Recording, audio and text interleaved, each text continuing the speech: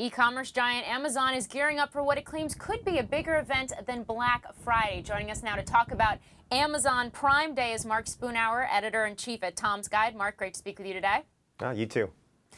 So here we have it. It's called Amazon Prime Day. This is happening on July 15th. It's to commemorate Amazon's 20th anniversary. And the company claims that this could be bigger than Black Friday, or at least that it will have more deals to offer than Black Friday. Let's put it that way.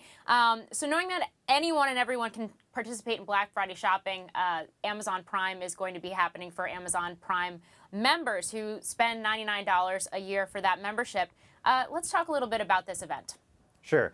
Well, I think it could be bigger than Black Friday in terms of the sheer number of deals they're going to be offering that day. And it's designed basically to win over new customers, not just award existing customers.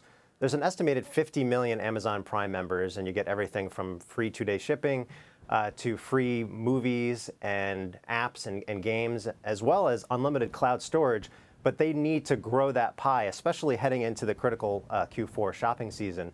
So this fake holiday is to really get more people signed up for the service. Certainly, yeah. It's like Christmas in summer, or at least Amazon, I think, would like it to be. Do you think that Prime Day could be something that ultimately beats Cyber Monday or Alibaba's Singles Day? Is it going to be something that becomes that big? I think over time it has that potential, but the reason why they're doing this is that they want more people to be aware of the service, and it's really amazing how much people spend who are Prime members versus those who are not. Based on some estimates, it's about $1,600 or about $1,500 a month versus about $600 for those who are non-members, so more than double for Prime members in terms of the monthly spending. So the more people they sign up, the more money that they're going to generate, not just on this day, but throughout the year.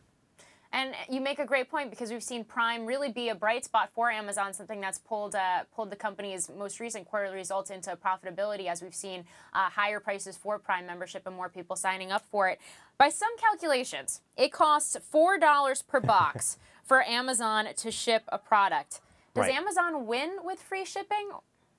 You know, it looks like they're still losing money on free shipping, but I think over time, as more experiences become digital, like the movies and games, virtual reality apps, the photo storage, the more that they move in the digital realm, the better off that they're going to be. I guess someday they'll probably have drones, delivering drones to us on Prime Day.